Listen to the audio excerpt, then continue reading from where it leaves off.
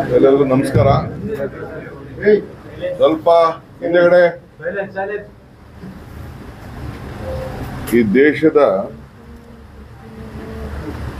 ಒಬ್ಬ ದೊಡ್ಡ ಆಸ್ತಿ, ಈ ದೇಶಕ್ಕೆ ಆಸ್ತಿ,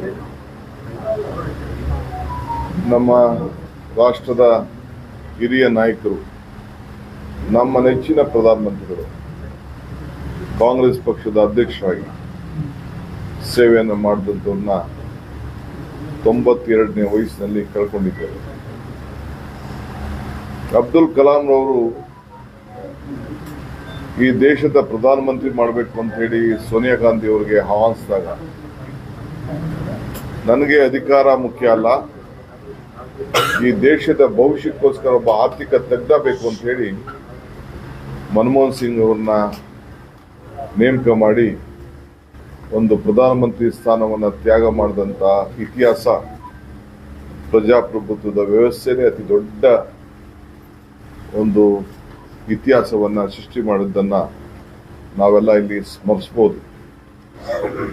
ಒಬ್ಬ ಸರಳತೆ, ಒಂದು ದೊಡ್ಡ ಹೆಸರು, ಒಂದು ಮಾತು ಕೂಡ ಬಹಳ ಮೃದುವಾದಂಥ ಮಾತು, ಯಾವಾಗಲೂ ಕೂಡ ಗಾಂಭೀರ್ಯತೆ, ಪ್ರಾಮಾಣಿಕತೆ, ಆಡಳಿತದಲ್ಲೂ ಕೂಡ ಈ ದೇಶವನ್ನ ಎಲ್ಲ ರಂಗದಲ್ಲೂ ಕೂಡ ಆಂತರಿಕವಾದ ವಿಚಾರ ಇರ್ಬೋದು, ಹೊರಗಡೆ ದೇಶಗಳ ಜೊತೆ ಇರುವಂತಹ ಒಂದು ಸಂಬಂಧ ಇರ್ಬೋದು, ಮತ್ತು ಅವರ ಕಾಲದಲ್ಲಿ ಕೊಟ್ಟಂತ ಅನೇಕ ಕಾಯ್ದೆಗಳು, ಇವತ್ತು ನಾವೇನು ಬಡವರಿಗೋಸ್ಕರ ಮನ್ರೇಗಾ ಅಂತ ಏನು ನಾವು ನಮ್ಮ ಹಳ್ಳಿಲಿ ಗ್ರಾಮೀಣ ಪ್ರದೇಶದ ಬದುಕಿನಲ್ಲಿ ಉದ್ಯೋಗ ಗ್ಯಾರಂಟಿಯನ್ನ ಸೃಷ್ಟಿ ಮಾಡಿದ್ದೇವೆ, ಒಬ್ಬ ಆರ್ಥಿಕ ತಜ್ಞ ಬಡವರ ಬದುಕಿನ ಬಗ್ಗೆ ಒಂದು ರೂಪವನ್ನು ಕಲಿಸಿಕೊಟ್ಟಂತ ಒಬ್ಬ ಹಿರಿಯ ನಮ್ಮ ನಾಯಕರು.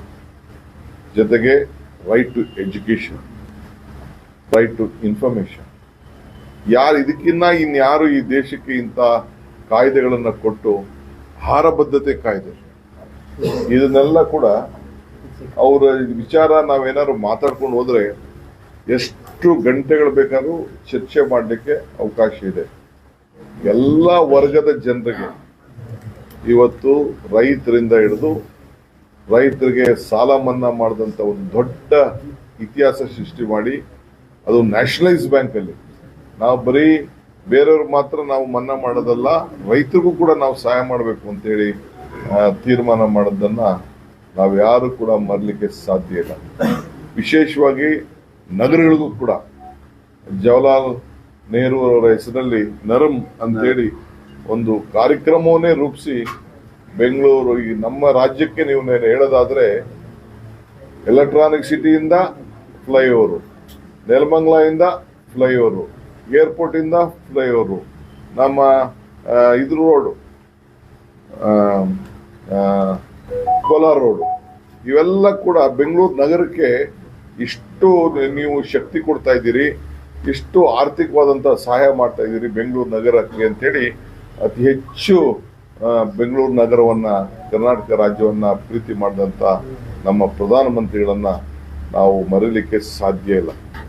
ಇವತ್ತು ನಾವು ಒಂದು ದೊಡ್ಡ ಐತಿಹಾಸಿಕವಾದಂತಹ ಸಭೆಯನ್ನ ಇಟ್ಟಿದ್ದು ತಾವೆಲ್ಲ ಗಮನಿಸಿದ್ರಿ. ಒಬ್ಬ ಎಕನಾಮಿಕ್ ಲಿಬರಲೈಸೇಷನ್, ಇನ್ಫ್ರಾಸ್ಟ್ರಕ್ಚರ್ ಪ್ರಾಜೆಕ್ಟ್ಸ್, ಏನೆಲ್ಲ ಈ ಗಂಟೆಗಟ್ಟಲೆ ಮಾತಾಡ್ಬೋದು, ನಾವು ಅದನ್ನ ಬೇರೆ ಸಂದರ್ಭದಲ್ಲಿ ನಾವು ಮಾತಾಡ್ತೇವೆ. ಇವತ್ತು ನಾವು Congress extended work committee, Mahatma ಗಾಂಧೀಜಿಯವರು ಕಾಂಗ್ರೆಸ್ನ ನಾಯಕತ್ವ ವಹಿಸಿದ್ದನ್ನ ಬಗ್ಗೆ ನಾವೆಲ್ಲ ಸ್ಮರಿಸಿಕೊಂಡು, ಮಲ್ಲಿಕಾರ್ಜುನ್ ಖರ್ಗೆ ಅವರ ಅಧ್ಯಕ್ಷತೆಯಲ್ಲಿ ಇವತ್ತು ನಾವೆಲ್ಲ ಸಭೆ ಮಾಡಿದ್ದೋ. ಆ ಸಭೆಯ ನಿರ್ಣಯನ್ನ ಈಗಾಗಲೇ ನಾವು ನಿಮ್ಗೆಲ್ಲ ನಾವು ತಿಳಿಸಿದ್ದೇವೆ. ಆದರೆ ಇಂಥ ಒಂದು ತೊಂದರೆ ಆದ ದೃಷ್ಟಿಯಿಂದ ನಾಳೆ ಏನು ನಾವು ಇಟ್ಕೊಂಡಿದ್ದಂಥ ಜೈ ಬಾಪು, ಜೈ ಭೀಮ್, ಜೈ ಸಂವಿಧಾನದ ಏನು ಬೃಹತ್ ಸಮಾವೇಶ ಏನು ನಾವು ಇಟ್ಕೊಂಡಿದ್ದೇವೆ, ಅದನ್ನು ನಾವು ಸದ್ಯಕ್ಕೆ ರದ್ದು ಮಾಡಿದ್ದೇವೆ. ಮುಂದಕ್ಕೆ ಯಾವ ರೀತಿ ಕಾರ್ಯಕ್ರಮ, ಯಾವ ರೀತಿ ಅದನ್ನು ರೂಪಿಸ್ತೇವೆ ಅಂತೇಳಿ ನಾನು ನಮ್ಮ ವರಿಷ್ಠರ ಹತ್ರ ಚರ್ಚೆ ಮಾಡಿ ತಮಗೆಲ್ಲ ನಾನು ತಿಳಿಸ್ತೇನೆ.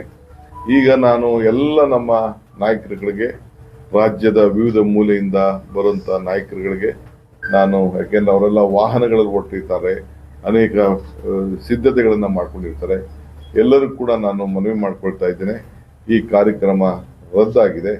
ಆದರೆ 10:30 ಗಂಟೆ 11 ಗಂಟೆ 10:30 ಗಂಟೆ ಸಂದರ್ಭದಲ್ಲಿ ನಾವು ಅದೇ ಒಂದು ಏನು ವೇದಿಕೆ ನಿರ್ಮಾಣ ಮಾಡಿದ್ದೇವೆ ಆ ಜಾಗದಲ್ಲೇ ಅವರಿಗೆ ಗೌರವನ್ನ ಸಲ್ಲಿಸುವಂತ ಕಾರ್ಯಕ್ರಮವನ್ನ, ಯಾಕೆಂದ್ರೆ ಯಾರ್ಯಾರು ಇದ್ದೀರಿ ಅವರೆಲ್ಲರೂ ಕೂಡ ಪಾಲ್ಗೊಳ್ಬೇಕು ಅಂತೇಳಿ. ಯಾಕೆಂದ್ರೆ ಬಹಳ ಜನ ಹೊರಗಡೆಯಿಂದ ಬಂದ್ಬಿಟ್ಟಿದ್ದಾರೆ, ಅವರೆಲ್ಲರೂ ಕೂಡ ಗೌರವನ ಸಲ್ಲಿಸುವಂತ ಒಂದು ಅವಕಾಶವನ್ನ ಮಾಡಿಕೊಡ್ಬೇಕಾದ್ದು ನಮ್ಮ ಕರ್ತವ್ಯ. ಸೊ ಅದೇ ವೇದಿಕೆಯಲ್ಲಿ ಎಷ್ಟು 10:30 ಗಂಟೆಗೆ ಬೆಟರ್ 10:30 ಬೇಕಾದ್ರೆ ಒಂದು ಹಾಫ್ ಅನ್ ಅವರ್ ಬೇಕಾದ್ರೆ ನೋಡೋಣ. 10:30 ಗಂಟೆಗೆ ನಾನು ಎಲ್ಲ ನಾಯಕರುಗಳು ಯಾರು ಬೆಂಗಳೂರಿಂದ ಬಂದಿದ್ದೀರಿ, ಹೊರಗಡೆಯಿಂದ ಬಂದಿದ್ದೀರಿ, ರಾಜ್ಯದ ಮೂಲೆಯಿಂದ ಬಂದಿದ್ದೀರಿ, ತಾವಿದ್ದು ಆ ಒಂದು ಸಭೆಯಲ್ಲಿ ಗೌರವನ ಸಲ್ಲಿಸುವಂತ ಒಂದು ಸಭೆಯಲ್ಲಿ ತಾವೆಲ್ಲ ಪಾಲ್ಗೊಳ್ಬೇಕು ಅಂತ ಹೇಳಿ ನಾನೆಲ್ಲರೂ ಕೂಡ ನಾವು ಪ್ರಾರ್ಥನೆಯನ್ನ ನಾವು ಮಾಡ್ತಾ ಇದ್ದೇವೆ. ಮತ್ತು ನಮ್ಮ ಪ್ರೋಟೋಕಾಲು ನಮ್ಮ ಟೀಮ್ ಏನಿದೆ KPCC ಅವರು, ನಾವು ಹೊರಗಡೆಯಿಂದ ಸುಮಾರು ಈಗಾಗಲೇ 140 ಜನ MP ಗಳು ಬಂದಿದ್ದಾರೆ, ಲೀಡರ್ಸ್ ಬಂದಿದ್ದಾರೆ. ಎಲ್ಲರೂ ಕೂಡ ಅವ್ರು ಹೋಗೋವರೆಗೂ ಕೂಡ ನೀವು ಅವರ ಏನು ಪ್ರೋಟೋಕಾಲ್ ಮೇಂಟೈನ್ ಮಾಡಬೇಕಾಗಿದೆ. ಅವರ ಗೌರವದಿಂದ ಕಳಿಸುವವರು ಕೂಡ ಅವ್ರನ್ನ ನೀವು ಎಲ್ಲ ನೋಡ್ಕೊಳ್ಬೇಕಾಗ್ತದೆ. ಸೊ ಅದರಿಂದ ನೀವು ಯಾರು ಕೂಡ ಮಧ್ಯೆ ಅವ್ರನ್ನ ಬಿಟ್ಟು ಹೋಗ್ಬಾರ್ದು, ಅದನ್ನ ಮುಂದುವರಿಸಬೇಕು. ಕೊನೆ ಫ್ಲೈಟ್ ಅವ್ರಿಗೆ ಹಚ್ಚೋವರೆಗೂ, ಅವ್ರ ಊರಿಗೆ ತಲುಪೋವರೆಗೂ ಕೂಡ ನೀವು ಅವ್ರನ್ನ ಮೊದಲಿಂದ ಏನು ನಿಮ್ಗೆ ಜವಾಬ್ದಾರಿ ವಹಿಸಿದ್ದೋ ಆ ಕೆಲಸನ ಮುಂದುವರಿಸಬೇಕು. ಮತ್ತು ನಾವೀಗಾಗಲೇ ಇಂಡಿಗೋ ಅವ್ರ ಹತ್ರ ಮಾತಾಡ್ತಾ ಇದ್ದೀನಿ, ದೆಹಲಿಗೂ ಕೂಡ ನಾನು ಮಾತಾಡ್ತಾ ಇದ್ದೀನಿ. ಸಾಯಂಕಾಲ 5 ಗಂಟೆ ಇದ್ದಂತ ಫ್ಲೈಟ್ ನ ಪ್ರಿಪೋರ್ ಮಾಡಲಿಕ್ಕೆ ಪ್ರಯತ್ನವನ್ನ ನಾವು ಮಾಡ್ತಾ ಇದ್ದೇವೆ. ಅದು ಸದ್ಯದಲ್ಲೇ ನಾನು ಎಲ್ಲರಿಗೂ ಕೂಡ ತಿಳಿಸ್ತೇನೆ, ನಿಮ್ಮೆಲ್ಲರೂ ಕೂಡ ತಿಳಿಸ್ತೇನೆ. ಸಂಬಂಧಪಟ್ಟಂತ ಎಲ್ಲ MPs ಯಾರು ಇಲ್ಲಿದ್ದಾರೆ, ವರ್ಕಿಂಗ್ ಕಮಿಟಿ ಮೆಂಬರ್ಸ್ ಯಾರಿದ್ದಾರೆ, PCC ಪ್ರೆಸಿಡೆಂಟ್ಸ್ ಯಾರಿದ್ದಾರೆ, ವಿಶೇಷವಾದ ನಮ್ಮ ಕಾರ್ಯದರ್ಶಿಗಳು ಯಾರು ಇಲ್ಲಿ ಇದ್ದಾರೆ, ಎಲ್ಲರೂ ಕೂಡ ನಮ್ಮ ಚೀಫ್ ಮಿನಿಸ್ಟರ್ಸ್ಗೆ ಗೊತ್ತೇ ಆಗ್ತದೆ. ಬಟ್ ಬೇರೆಯವರು ಕೂಡ ಎಲ್ಲರಿಗೂ ಕೂಡ ನೀವು ತಿಳಿಸ್ಬೇಕಾಗ್ತದೆ. ನಾನು ಕೂಡ ಎಷ್ಟೊತ್ತಿಗೆ ಫ್ಲೈಟ್ ಬರ್ತದೆ, ಏನು ಅಂತ ವ್ಯವಸ್ಥೆಯನ್ನು ನಾವು ಮಾಡಿದೀವಿ ಅಂತ ತಿಳಿಸ್ತಾ ಇದೆ. ತಾವೆಲ್ಲ ನಮ್ಮ ಕಾರ್ಯಕರ್ತರಿಗೆ ನಾನು ಮನವಿ ಮಾಡ್ಕೊಳ್ತೇನೆ, ನಮ್ಮ ಲೀಡರ್ಸ್ ಮನವಿ ಮಾಡ್ಕೊಳ್ತೇನೆ, KPCC ಆಫೀಸ್ಗಳ್ಸ್ ಮನವಿ ಮಾಡ್ಕೊಳ್ತೇನೆ, ನಮ್ಮ ಶಾಸಕರುಗಳಿಗೆ ಮಂತ್ರಿಗಳಿಗೂ ನಾನು ಮನವಿ ಮಾಡ್ಕೊಳ್ತೇನೆ. ಅವ್ರನ್ನ ಯಾವ ರೀತಿ ನಾವು ಗೌರವದಿಂದ ಕರ್ಕೊಂಡು ಬಂದೋ ಅದೇ ರೀತಿ ವಾಪಸ್ಸು ಅವ್ರನ್ನ ದೆಹಲಿಗೆ ಹೋಗ್ತಾರೋ, ಅವ್ರ ಊರಿಗೆ ಹೋಗ್ತಾರೋ, ಎಲ್ಲರೂ ಕೂಡ MPs ಎಲ್ಲ ಬಹುಶಃ ದೆಹಲಿಗೆ ಹೋಗ್ಬೇಕಾದಂತ ವ್ಯವಸ್ಥೆ ಮಾಡಬೇಕಾಗ್ತದೆ. ಅದಕ್ಕೆ ನಾನು ಸಿದ್ಧತೆಯನ್ನು ನಾನು ಮಾಡ್ಕೊಳ್ತೇನೆ. ದಯವಿಟ್ಟು ತಾವೆಲ್ಲ ಸಹಕಾರ ಕೊಡಬೇಕು ಅಂತ ಹೇಳಿ ತಮ್ಮಲ್ಲಿ ನಾನು ಪ್ರಾರ್ಥನೆಯನ್ನ ನಾನು ಮಾಡ್ತೇನೆ. ಪ್ರೋಗ್ರಾಮ್ಸ್ ಎಲ್ಲ ಕ್ಯಾನ್ಸಲ್ ಮಾಡಿದೆ. ಒಂದು ವಾರ ಮೌನಿಂಗ್ ಇದೆ. ನಾಳೆ ಸರ್ಕಾರಿ ಕಚೇರಿಗಳೆಲ್ಲ ರಜೆ. ನಾಳೆ ಸರ್ಕಾರ ಈಗಾಗಲೇ ನಾವು ಗೌರವನ ಸಲ್ಲಿಸಬೇಕಾಗಿದೆ. ಸರ್ಕಾರ ರಜೆ ಘೋಷಣೆ ಮಾಡಿದೆ. ಸೊ ಆ ದೃಷ್ಟಿಯಿಂದ ನಮ್ಮೆಲ್ಲ ಕಾರ್ಯಕ್ರಮಗಳನ್ನ ರದ್ದಾಗಿದೆ. ಸರ್ಕಾರಿ ಕಾರ್ಯಕ್ರಮಗಳನ್ನ ಮತ್ತು ನಮ್ಮ ಪಕ್ಷದ ಕಾರ್ಯಕ್ರಮ, ಇದೊಂದು ಮೌರ್ನಿಂಗ್ ಒಂದು ಬಿಟ್ರೆ ಮಿಕ್ಕಿದೆಲ್ಲ ಕಾರ್ಯಕ್ರಮಗಳನ್ನ ನಾವು ರದ್ದು ಮಾಡೋಂತ ವ್ಯವಸ್ಥೆಯನ್ನ ನಾವು ಮಾಡಿದ್ದೇವೆ. ಒಂದು ವಾರ ಏನು ಸರ್ಕಾರ ಶೋಕ ಆಚರಣೆ ಮಾಡಬೇಕು ಅಂತಿದೆ, ಅದನ್ನು ನಾವು ಯಥಾಸ್ಥಿತಿ ನಾವು ಮುಂದುವರಿಸ್ತೇವೆ.